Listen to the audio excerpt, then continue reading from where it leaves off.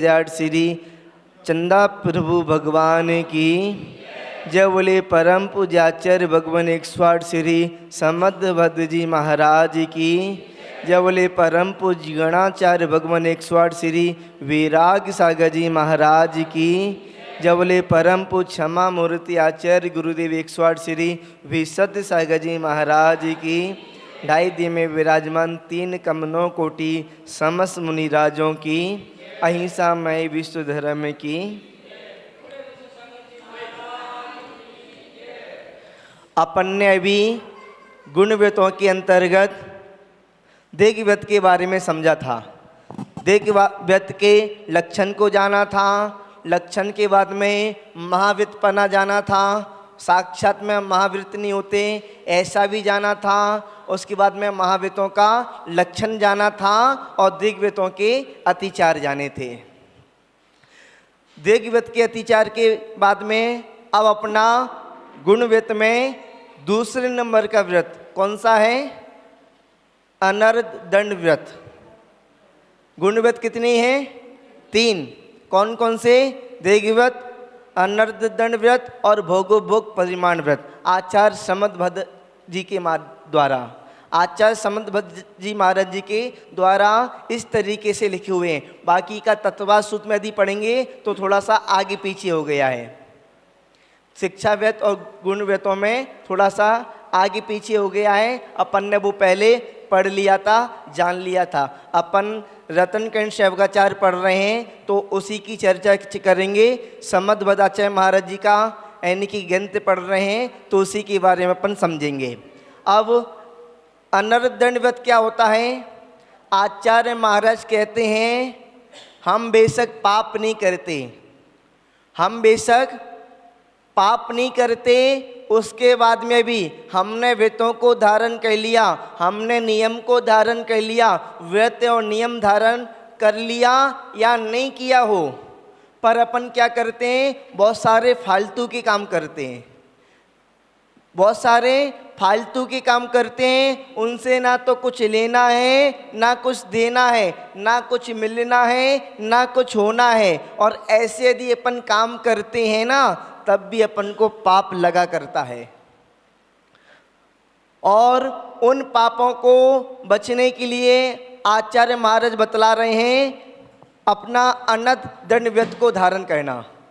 यदि आपने अनर्ध दंड व्रत को धारण कर लिया, अनर्थ व्रत यानी कि अनर्थ दंड यानी कि अनर्थ यानी कि बिना प्रयोजन के, दंड यानी कि मन वचन काय की क्रिया कहना फालतू की, तो उसको मन वचन काय की बिना प्रयोजन की क्रिया को छोड़ने का नाम है अनर्थ दंड व्रत को धारण करना। अपन पहले अनर्थ दंड व्रत का लक्षण समझ लेते हैं कि आचार्य महाराज ने अनर्थ दंड व्रत किसको कहा है, उसका स्वरूप समझ लेते हैं। 74 नंबर के श्लोक में 74 नंबर का श्लोक अपन पढ़ते हैं। पहले श्लोक का वाचन करते हैं, उसके बाद में उसके अर्थ को समझने की कोशिश करेंगे। अभ्यंतरम दिग्वते रपार्ति केभ्यास पाप्य योगेभ्याम वीरमण मनद दंड व्रतम विदुर्व्यत धराग्रण्या।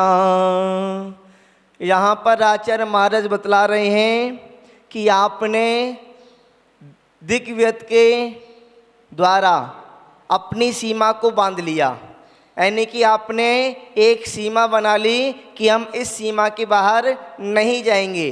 आपने बाकी भारत के अलावा जितने भी देश हैं सब देशों में जाने का त्याग कर लिया।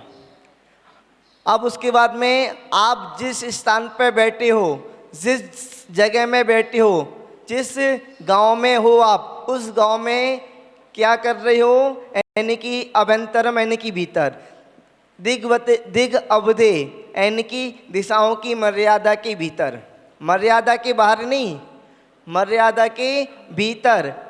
अपारति के व्या प्रयोजन रहित यानी कि फालतू की चीज़ें, प्रयोजन रहित फालतू की या पाप कार्य करने वाली या अपना अशुभ चीज़ों को, सापाप योगेभ्या पाप बंद के कारण, और योगभ्या योगिभ्या यानी कि मन की, वचन की, काय की प्रवृत्तियाँ, मन की, वचन की, काय की क्रिया। विरमण यानी कि विरक्त होने को अनर्दंड व्रतम, अनर्दंड व्रत विदुर कहते हैं। कौन कहते हैं? विरत धरा गृंडा, गृण्या यानी कि जिन्होंने अग्रणी, अग्रणी में सबसे पहले व्रतों को धारण किया था, यम संयम को धारण किया था, दीक्षा को धारण किया था। ऐसे कौन होते हैं जो सबसे पहले दीक्षा को धारण करते हैं? कौन होते हैं? सिद्ध भगवान। सिद्ध भगवान तो सिद्धालय में विराजमान है। सबसे पहले दीक्षा को धारण करने वाले तीर्थंकर भगवान होते हैं। चौथे काल में सबसे पहले दीक्षा को तो कौन ने धारण किया था? चौथे काल में तो वैसे नहीं हुए, वैसे अपन सिद्धांत की बात करें तो चौथे काल में होते हैं भगवान। पर ठीक है, हुंडा सबड़ी काल था तो इस वजह से तीसरे काल में, यानी कि तीसरे काल के अंतिम चरण में, चौथे काल से पहले सबसे पहले कौन ने दीक्षा को धारण किया था? आदिनाथ भगवान ने। सबसे पहले आदिनाथ भगवान ने दीक्षा को धारण किया था तो उनके साथ में 4000 लोग, राजा भी उनके साथ में हो गए थे। तो सबसे पहले जो संयम को धारण करने वाले होते हैं ऐसे तीर्थंकर भगवान। तो आप इसका अर्थ समझते हैं, अग्रणी व्रतधारी यानी कि तीर्थंकर भगवान सबसे आगे, अग्रणी में सबसे आगे दीक्षा को धारण करने वाले यानी कि तीर्थंकर भगवान। उसके बाद में दिग्वदे, दिग अवधे यानी कि दिशाओं की मर्यादा के अवंतरम, भीतर। भीतर, अब भीतर में क्या? अपने भीतर प्रयोजन रहित, प्रयोजन रहित जो बिना प्रयोजन की चीज़ें हैं, प्रयोजन रहित पाप बंध के कारण, पाप बंध के जो कारण हैं, ऐसे मन वचन काय की, प्रयोजन रहित पाप बंध के कारण मन वचन काय की प्रवृत्तियों से विरक्त होने को अनर्दंडव्रत कहा है। अब कैसे? मन से क्या करना? फालतू की चीज़ों को सोचना, किसी मतलब की नहीं है, किसी काम की नहीं है और किसी प्रयोजन की नहीं है, फालतू की चीज़ों को सोचते रहना। कोई, मैंने पहले आपको बताया था ना, 2 पागल लोग थे, पहले आपको बताया था 2 पागल लोग थे, आपस में बैठे हुए थे, चर्चा कर रहे थे। वहाँ से एक आरती निकली, आरती निकली तो एक पागल ने देखा कि भैया ये क्या चीज़ है। दूसरे पागल ने बोला कि ये आरती है। आरती क्या होता है? तो उसने बताया जब कोई मर जाता है ना, उसको इस तरीके से लेटाल के लेके जाते हैं। अच्छा, लेटाल के लेके आते हैं, लेट के जाते हैं। सोचने लगा, फिर उसने बोला कि इसमें 4 लोग जा रहे हैं। तो उसने कहा, दूसरे पागल ने, कि जब कोई आरती जाती है ना उसमें 4 लोगों की ज़रूरत पड़ती है, 4 लोग लेके जाते हैं उठाकर। तो और सोचने लगा, चिंता में पड़ गया। सोचने के बाद में, बहुत ज़्यादा सोचने के बाद में इतना चिंता में पड़ गया तो उसको, पहले वाले को थोड़ा सा ऐसा लगा कि क्या हो गया। इसको पूछा, भैया तुमको क्या हो गया? तो उसने बताया कि मैं सोच रहा था कि भैया अर्थी को 4 लोग लेके जाते हैं, कोई मर जाता है, उसकी अर्थी ऐसे निकलती है, उसको 4 लोग लेके जाते हैं, जब कोई अंत में मरेगा उसको 4 लोग कौन लेके जाएंगे? तो यानी कि मन से कुछ भी फालतू में सोचते रहना, बिना प्रयोजन की, बिना मतलब की चीज़ों को सोचते रहना। अब सोचना कि सामने, मान लो सामने एक आपको व्यक्ति दिखाई दिया, सामने व्यक्ति बीमार पड़ा हुआ है, उसके बारे में सोचना, अरे जी बीमार पड़ा हुआ है, इसका क्या होगा, इसका क्या होगा, इसका क्या होगा, सोचती रहना। अरे भैया जो इसके कर्म में लिखा होगा वो सब हो जाएगा उसके साथ में। आपको फालतू में सोच सोचकर चिंता क्यों करना?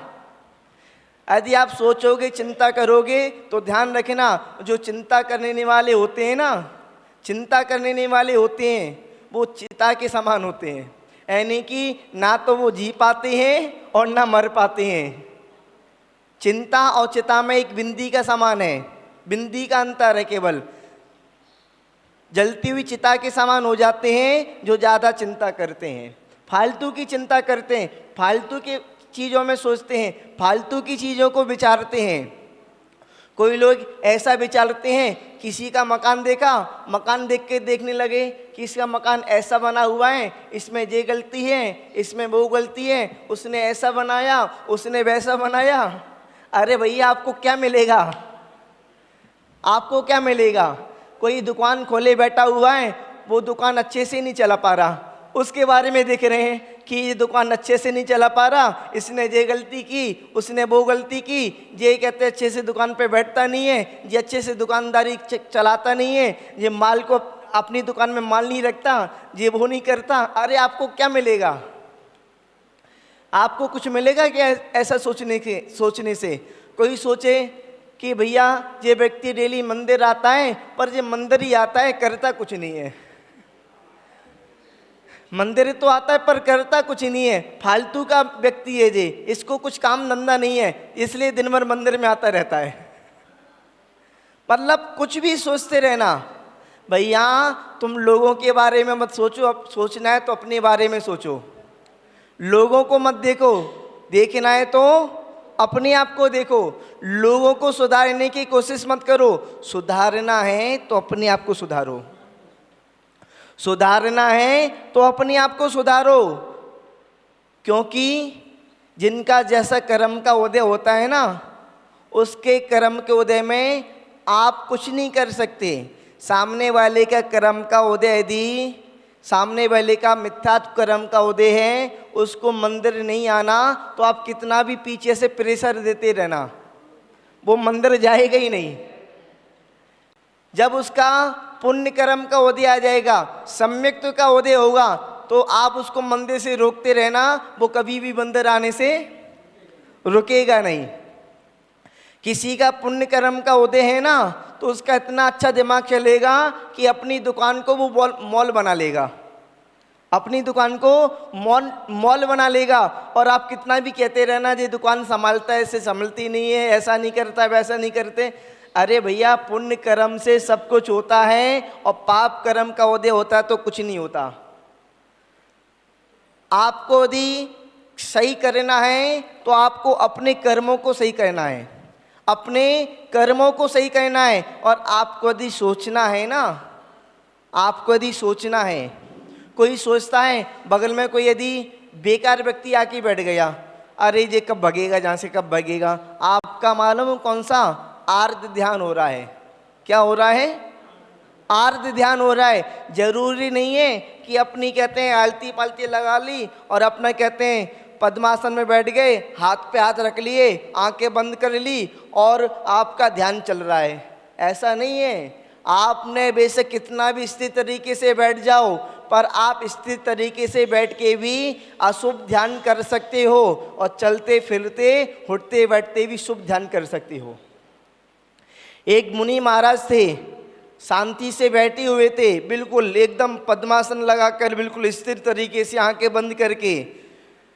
और क्या किया, कोई व्यक्ति वहाँ से आया, निकला, और व्यक्ति निकला, उस मुनिराज को पहचान लिया उसने। मुनिराज को पहचाना तो मुनिराज के कान में कह दिया, बताओ ये तुम मुनि बनकर जहाँ पे बैठे हैं और अपने छोटे से पुत्र को राज तिलक कर दिया है, और पड़ोसी राजा उस राज्य को हड़पने के लिए, लड़ाई करने के लिए आ रहा है। बेचारा वो छोटा सा बच्चा कैसे पड़ोसी राज्य को से युद्ध कर पाएगा? पड़ोसी राज्य तो इनके राज्य को समाप्त कर देगा, इनके राज्य को छीन लेगा। इतना सुना मुनिराज ने और अपने ध्यान में युद्ध करने लगे। अरे पड़ोसी राजा, मैं घर से क्या निकल गया, मुनि क्या बन गए, पड़ोसी राज ने मेरे राज्य में युद्ध कर लिया, ऐसे कैसे कर सकता है, मैं उसको छोड़ूंगा नहीं। और तलवार लेकर युद्ध क्षेत्र में पहुंच गए, तलवार लेकर युद्ध क्षेत्र में पहुंच गए। तो अपना ये तो ऐसा है, शास्त्रों में लिखा हुआ है, मुनि राजों के लिए अच्छी सी अच्छी चीज़ भी लिखी है और बुरी से बुरी चीज़ भी लिखी है। आपको इंटरेस्ट किस में है? आपको कैसा सुनना पसंद है, मुनि राजों की बुराई या अच्छाई? हम तो ऐसा है, मुनिराजों की बुराई भी कर लेते हैं और अच्छाई भी कर लेते हैं। क्योंकि हम क्या कांजी स्वामियों के संग में रहते थे ना, पहले कांजी स्वामियों के संग में बैठे हैं ना, तो वो क्या करते हैं, वो अच्छाई तो कम बताते हैं, बुराई ज़्यादा बताते हैं। अच्छाई कम बताते हैं, बुराई ज़्यादा बताते हैं, इसलिए हम बुराई, उनके द्वारा बुराई कहना भी सीख गए।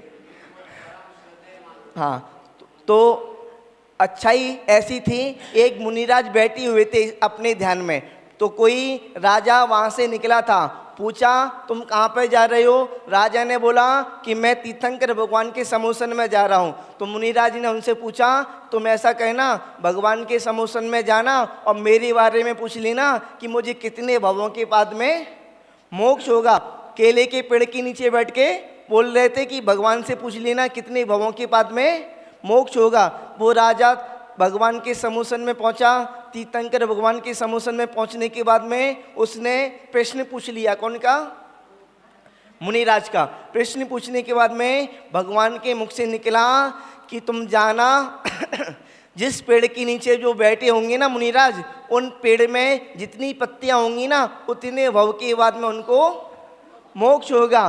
तो वो राजा खुश हो गया, अरे केले के पेड़ में कितनी पत्तियां होती हैं? केले के पेड़ के अंदर कितनी पत्तियां होती हैं? केले के पेड़ के अंदर 10 पत्तियां, 12 पत्ती केले के पेड़ के नीचे। तो केले के पेड़ के नीचे बैठे थे, तो केले के अंदर 10-12 पत्तियां थी। तो वो खुश हो गया राजा, अरे केले के पेड़ में तो 10-12 पत्तियां होती हैं, मुनिराज को 10-12 भव के बाद में मोक्ष की प्राप्ति हो जाएगी। वो बहुत खुश होते होते होते मुनिराज के पास आया बताने के लिए कि धन्य मुनिराज, कितने यानी कि भव्य मुनिराज हैं, आसन्न भव में, तुरंत मोक्ष पाने वाले हैं 8 भवों के बाद में। और ऐसा गुणगान करते करते मुनिराज के पास पहुंच गया। और जैसे ही मुनिराज के पास पहुंचा, उसने देखा मुनिराज तो इमली के पेड़ के नीचे बैठे हैं। जैसे ही उसने देखा कि मुनिराज, जब हम यहाँ से गए थे तब तो आप केले के पेड़ के नीचे बैठे थे, जहाँ से हम जब गए थे तब केले के पेड़ के नीचे बैठे थे, थोड़ी देर और नहीं बैठा जा रहा था आपसे केले के पेड़ के नीचे, थोड़ी देर और बैठा नहीं जा रहा था केले के पेड़ के नीचे। तो मुनिराज ने पूछा कि हो क्या गया आपको, हुआ क्या, ये बताओ पहले। उन्होंने कहा राजा ने कि मैं भगवान के समूसन में गया था, और भगवान के समूसन में आपने जो पूछा था मैंने पूछा था। भगवान के समूसन में जाने के बाद में भगवान ने मुझसे कहा था जिस पेड़ के नीचे तुमको बैठे दिखाई देंगे, उस पेड़ में जितनी पत्तियां होंगी उतने भव के बाद में उनको मोक्ष होगा। तो वो मुनिराज खुश हो गए और खुश होकर बहुत प्रसन्न होने लगे। तो राजा ने पूछा कि प्रसन्न क्यों हो रहे हो, इसके अंदर तो कितनी सारी पत्तियां, कोई गिनती नहीं है पत्तियों की। इमली के पेड़ के अंदर कितनी पत्तियां, इसकी कोई गिनती नहीं है, और आप खुश हो रहे हो। तो मुनिराज ने कहा कम से कम मुझे मोक्ष तो हो जाएगा, ये तो पक्का हो गया, मुझे मोक्ष हो जाएगा, ये तो पक्का हो गया, ये तो पक्का हो गया। तो अपना इसी तरीके से है, अपना मन में या तो दुखी हो लो या खुश हो जाओ। तो अपने मन में जिस प्रकार से आप विचार करोगे, कोई यदि मान लो पड़ोसी में कोई बेकार व्यक्ति बैठ गया, उसके बारे में सोच रहे हो जी जहाँ से कब भगे, तो कौन सा ध्यान कहलाएगा आपका, कौन सा कहलाएगा? आत्म ध्यान 4 प्रकार के होते हैं, 4 वेद हैं उसके। कौन सा वेद कहलाएगा? अनिष्ट संयोग। आर्त ध्यान के 4 वेद होते हैं, तो अनिष्ट संयोग नामक आर्त ध्यान कहलाएगा, अशुभ ध्यान कहलाएगा। और आपके घर में कोई इष्ट व्यक्ति है, इष्ट वस्तु है, वो आपसे बिछड़ जाए, वो आपसे बिछड़ जाए। मान लो आपके घर में 4 पहिए की गाड़ी है और चोरी हो जाए, और आप दिन भर विचारो मेरी गाड़ी कौन ले गया, मेरी गाड़ी कौन ले गया, मेरी गाड़ी कौन ले गया, पूरे में इधर से उधर घूमते रहो, पुलिस थाने जाओ, इधर जाओ उधर जाओ। तो आपका कौन सा ध्यान कहलाएगा? आप बैठे नहीं हो ध्यान में, आप चल रहे हो, घूम रहे हो, लेटे हो, बैठे हो, उसके बाद में भी आपका ध्यान कहलाएगा इष्ट वियोग। आपकी जो इष्ट वस्तु थी वो आपसे वियोग हो गई। आपके घर में कोई परिवार का कोई शांत हो गया, उसमें आप शोक मना रहे हो, शोक में लगी हो, आप दिन भर रो रहे हो, गा रहे हो, अरे वो इतना अच्छा था चला गया, अच्छा था चला गया, अच्छा था चला गया। आपका असाता वेदनीय कर्म का बंद हो रहा है। आपका असाता वेदनीय कर्म का बंद हो रहा है। तो आप मन से यदि सोचो तो अच्छे के लिए सोचो। कोई सोचता है पीड़ा चिंतन यानी कि किसी प्रकार की कोई पीड़ा होती है, आपत्ति होती है, परेशानी होती है, तकलीफ होती है, उसके बारे में सोचना। अरे मैं तो बीमार पड़ा हूँ, कैसे भी ठीक हो जाऊँगा, कैसे ठीक होऊंगा, अरे मेरी ये पीड़ा इसने मुझे परेशान कर लिया, ये बहुत परेशान करता, ये कैसे इसकी परेशानी दूर होगी। फालतू में इधर से उधर सोचते रहना, फालतू की चीज़ों को सोचते रहना, ये पीड़ा चिंतन ध्यान है। और ध्यान रखना, जो मुनि महाराज होते हैं ना, इन मुनि महाराज को तीनों तरीके के ध्यान होते हैं। मुनि महाराज को भी इष्ट वियोग, अनिष्ट संयोग और पीड़ा चिंतन, 3 प्रकार के ध्यान हो सकते हैं। मुनि महाराज को टोटल कितने ध्यान होते हैं 6वें गुण स्थान 7वें गुण स्थान में? इंदिरा जी कितने ध्यान होते हैं? हाँ, मानिक चंद जी बता सकते हैं। मुनि महाराज को टोटल 7 ध्यान होते हैं। कितने? 7 ध्यान। एक तो ये आत्म ध्यान के अपन ने 3 वेद बता दिए, और चौथा वेद होता है निदान बंद। मुनि महाराज को कभी भी निदान बंद का ध्यान नहीं होता। निदान बंद यानी कि भविष्य में भोगों की आकांक्षा, मुझे जी मिल जाए, मुझे वो मिल जाए, मुझे स्वर्ग का वैभव मिल जाए, मुझे चक्रवर्ती का वैभव मिल जाए, मेरा महल खड़ा हो जाए, मेरे पास गाड़ी आ जाए, मेरे पास घोड़ा आ जाए, मेरे पास सोना आ जाए, मेरे पास चांदी आ जाए, मेरे पास ये मिल जाए, वो मिल जाए। तो इस तरीके का ध्यान मुनि महाराज के नहीं होता। जे पंचम गुण स्थानवर्ती आरिका के तो हो सकता है, मेरे पास साड़ी आ जाए, 2 साड़ी और आ जाए, आरिका माता के तो हो सकता है। और मुनि महाराज यदि करते हैं ना, आपने आदिनाथ पुराण पढ़ा होगा। आदिनाथ पुराण में जो प्रथम भव था आदिनाथ भगवान का, तो उन्होंने जय वर्मा श्री वर्मा, आपने पढ़ा है ना। तो जय वर्मा और श्री वर्मा में एक बड़ा भाई था, एक छोटा भाई था। तो क्या किया था, छोटे भाई को राज दे दिया, बड़े भाई को राज नहीं दिया। तो उन्होंने क्या किया, राज नहीं मिला तो अपमान हुआ उनका, अपमान हुआ तो उन्होंने मुनि दीक्षा ले ली, मुझे इसमें रहनी नहीं है, जब मुझे मिला नहीं राज तो मुझे राज में रहना ही नहीं है। मुनि दीक्षा ली और विद्याधरों को देखा जाते हुए, विद्याधरों को जैसी देखा तो उन्होंने निदान किया कि मुझे भविष्य में ऐसी रिद्धि वैभव की प्राप्ति हो। निदान किया तो वो अपना फिर निदान कहने की वजह से उनको यानी कि बहुत कुछ मिलना था पर सब कुछ छूट गया। यदि निदान करते हैं तो अपन को मिलना तो बहुत कुछ होता है। भगवान के पास आते हैं, भगवान मुझे कम से कम ज़्यादा नहीं 1 लाख रुपए दिलवा दो, बस 1 लाख रुपए ठीक है। भैया आपके खाते में तो बहुत कुछ लिखा होगा पर आपने अपने खाते में पूरा बैलेंस 0 कर दिया 1 लाख रुपए लेकर, 1 लाख रुपए का बोलकर। भैया आपके कर्मों में आपके कर्मों में जितना लिखा होगा ना उतना आपको ऑटोमेटिक मिल जाएगा। कोई रोकने वाला, कोई टोकने वाला नहीं है। आपके जो कर्मों में जितना लिखा होगा उतना आपको मिल जाएगा। कोई रोकेगा नहीं, कोई टोकेगा नहीं, कोई चुराएगा नहीं। जो मेरा है वो मुझसे कहीं पर दूर जाएगा नहीं, जो मुझसे दूर चलेगा वो मेरा नहीं है। जो मेरा है वो मेरे पास है, जो मुझसे दूर चलेगा वो मेरा नहीं है। यदि आपके पुण्य में होगा ना तो आपकी जो चोरी हुई कार है ना, जो चोरा के ले गया, वो भी चोर आपके घर में देने आएगा कि आपकी कार में गलती से ले गया था। क्या होगा, घर में देने के लिए आ जाएगा कि आपकी कार में गलती से ले गया था। आपके पुण्य में होगा तो छप्पर फाड़ के आ जाएगा ऊपर से। आपके पुण्य में होगा तो छप्पर फाड़ के आ जाएगा, पर पुण्य करना पड़ेगा। पुण्य सोने की बेड़ी नहीं है, पुण्य सोने की बेड़ी नहीं है और सोने की बेड़ी है भी। प्रशस्त पुण्य करोगे तो वो सोने की बेड़ी नहीं है, आप प्रशस्त पुण्य करोगे तो वो सोने की बेड़ी है।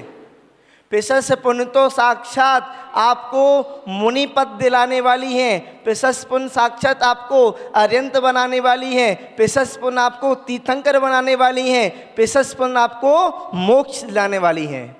पुण्य भी संसार का कारण नहीं है।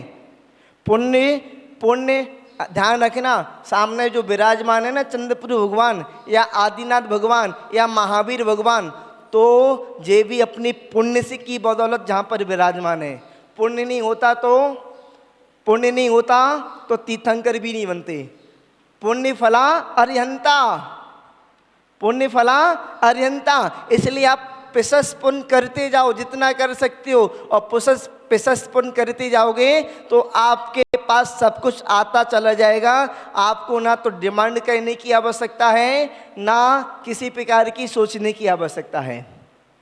तो जहाँ पर मैं बता रहा था, मन से यदि आपको सोचना है तो धर्म ध्यान के बारे में सोचो, आपको विचारना है तो धर्म ध्यान के बारे में विचारो। आज्ञा विचय अपाय विचय, और आज्ञा अपाय, और उसके बाद में एक और है, कौन सा, तीसरे नंबर पर आज्ञा अपाय, संस्थान चौथे नंबर पर है। आज्ञा विचय अपाय विचय और अपना जो कर्मों की विपाक विचय। आज्ञा विचय, अपाय विचय, विपाक विचय और संस्थान विचय, इस 4 धर्म ध्यान के बारे में विचारो कि भगवान ने अपनी वाणी से क्या क्या कहा है। भगवान की वाणी के बारे में भी तो विचारना ध्यान हो गया। यदि आप स्वाध्याय करते हो तो ये भी ध्यान है।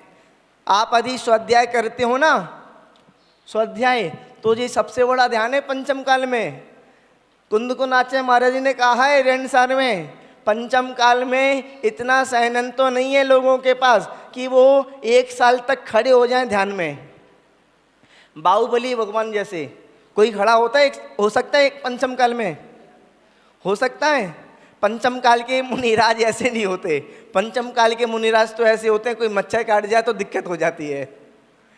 पंचम काल के मुनिराज कोई मच्छर काट जाए तो दिक्कत हो जाती है। पर पंचम काल में ऐसे भी मुनिराज होते हैं जिनको मधुमक्खी, खूब सारी मधुमक्खी खा जाए तब भी अपनी साधना में बैठे रहते हैं। अच्छे विराग सागर जी महाराज, विराग सागर जी महाराज जी को अपना जो मथुरा के पास में कोई कोसीकला के आसपास कोई गांव है, वहाँ पर सामायिक में बैठे हुए थे शाम को, और सामायिक में बैठे हुए थे, वहाँ पर मक्खी का छत्ता लगा हुआ था पास में। एकदम पता नहीं क्या हुआ, मक्खी का छत्ता फूट गया, उसमें से खूब सारी मक्खियाँ निकली, मधुमक्खियाँ निकली, तो आचार्य श्री के पूरे शरीर में काटने लगी और पूरे शरीर में भिन्न बनाने लगी। बहुत सारे महाराज थे वो तो इधर उधर हो गए, और बहुत सारे महाराज आचार्य श्री को भी ले जाने लगे, और जितने भी शावक थे सब भग गए, और आचार्य श्री को काट काट कर इतना लाल कर दिया, उनका पूरा शरीर सूज गया। तभी तो आचार्य श्री के नाम के आगे क्या लिखा जाता है, उपसर्ग विजेता। उन्होंने मधुमक्खियों का उपसर्ग को जीता, मधुमक्खियों के डर से भगे नहीं, वहीं पर अपने स्थान पर बैठे रहे। हम होते तो हम सही सच्ची में बताएं, हम भग जाते नहीं, जो है सो है। हमारे पास इतनी क्षमता नहीं है, हमारे पास इतनी कैपेसिटी नहीं है। जितनी कैपेसिटी है उतना काम करते हैं। नहीं, फालतू में झूठ में क्यों अपनी तारीफ करें फालतू की। हम फालतू में अपनी तारीफ क्यों करें, हमको तारीफ करके मिलेगा क्या। हाँ, हम जितना हो सकता है उतना कर लेते हैं। हम यानी कि किसी प्रकार का पंखा कूलर आदि का उपयोग नहीं करते, इतनी हमारे अंदर क्षमता है तो उसको कर लेते हैं। हम चटाई आदि का उपयोग नहीं करते, जितनी हमारे अंदर क्षमता है। चटाई पर ना तो बैठते हैं ना चटाई को ओढ़ते हैं, ठंडी हो बरसात हो गर्मी हो, जितना हम कर सकते हैं उतना हम कर लेते हैं। इसमें तो कोई किसी प्रकार का डाउट नहीं है। तो अपना मन से किसी प्रकार के बारे, किसी भी चीज़ में यानी कि फालतू नहीं सोचना, अशुभ नहीं सोचना और प्रयोजन रहित नहीं सोचना, पाप कार्य वाली क्रिया को नहीं सोचना। इसको मार दूंगा, इसको पीट दूंगा, इसको ऐसे, इसका बुरा हो जाए, इसका अच्छा हो जाए, इसका घर बर्बाद हो जाए। भैया आपका क्या होगा, आपका क्या होगा।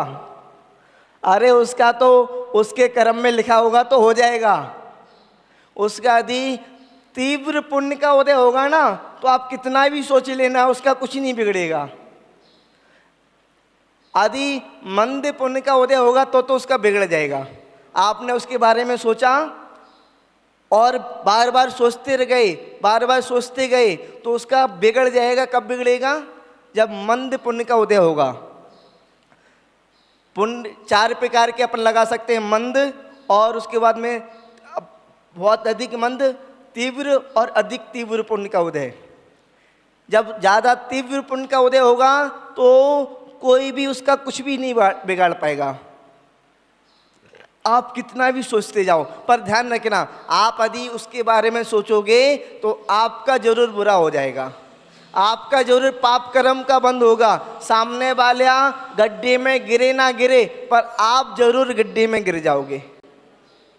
और उसके बाद में वचन से कुछ भी बोलते जाना, किसी को भी गाली देना, किसी को भी भला बुरा कहना, किसी के बारे में कुछ भी बोलते जाना, इसने मुझसे ऐसा बोला, इसने मेरे साथ ऐसा किया, इसने ऐसा किया, वो बेकार है, वो अच्छा है, ऐसा वैसा कुछ भी बोलते चले जाना मुंह से।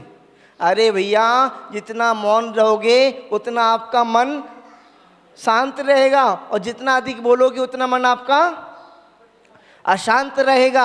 आपको यदि अपना मन शांत करना है ना, तो मौन व्रत को धारण करना चालू कर दो। जितना अधिक आप मौन व्रत को धारण करते चले जाओगे, जितना अधिक मौन लेते चले जाओगे, उतना मन आपका शांत होता चला जाएगा। और जितना अधिक लप लप लप लप लप लप लप लप बोल, किसी की आदत तो होती है कि 24 घंटे बोलते रहना, शांत नहीं होना। सामने वाला सुन सुनकर थक जाए, सामने वाला सुन सुनकर थक जाए, पर तब भी बोलते चले जाना। अरे भैया, स्पीकर होता है ना, इसको चालू करो तो चालू हो जाता है, बंद करो तो बंद हो जाता है। पर आप ऐसे स्पीकर बन जाते हो कि एक बार चालू तो हो गया, एक बार चालू तो हो गया, पर बंद होने का सिस्टम नहीं है। तो भैया, आपको बोलना है, कम बोलो, अच्छा बोलो, शुभ बोलो और पुण्य बढ़ाने वाला बोलो। फालतू में इसका उसका किसी की निंदा, किसी की बुराई, किसी की चुगली, किसी की सफाई, किसी की अच्छाई, किसी की कुछ, इसको बोलने से क्या होगा? आपका यानी कि अनर्थ दंड नाम का पाप लगेगा। फालतू की बकवास करते जाना, कोई सुनने वाला भी नहीं तब भी बोलते जाना। कोई कोई तो लोग होते हैं माइक के चुपकू होते हैं, कोई कोई लोग माइक के चुपकू होते हैं। माइक पकड़ लिया तो जी मेरे बाप का माइक है, अब कोई छुड़ा नहीं सकता मेरे से माइक। यहाँ पर तो नहीं है ऐसे लोग, पर बहुत सारी जगह ऐसे होते हैं। मैंने बहुत सारी जगह ऐसे लोग देखे हैं, माइक पकड़ लिया तो ये मेरे बाप का माइक है, अब कोई मुझसे माइक छुड़ा नहीं सकता। कोई सुनने के लिए तैयार हो ना हो, पर उसको तो सुनाना है। कोई सुनने को तैयार हो ना हो, कोई यदि मान लो सुन नहीं रहा, भगवान की तरफ देख रहा है, उधर देख रहा है, पर सामने वाला बंद नहीं हो रहा, तो मंदिर छोड़ के बाहर जा रहा है, उसके बाद में भी वो सुना रहा है। तो भैया, आपको वचन से फालतू की चीज़ों को नहीं कहना, फालतू का नहीं बोलना। उसके बाद में काय से, कुछ लोग तो होते हैं, जब बोलो ना उनसे कि चलो मंदिर चलते हैं, अरे समय नहीं है मेरे पास, और उससे बोल दो चलो अपन ऐसा करते हैं, सलूम्बर घूमने के लिए चलते हैं, चलो फटाफट। अभी तो समय नहीं था, अब समय आ गया। अभी तक तो समय नहीं था, अब सलूम्बर घूमने के लिए जाने के लिए समय आ गया।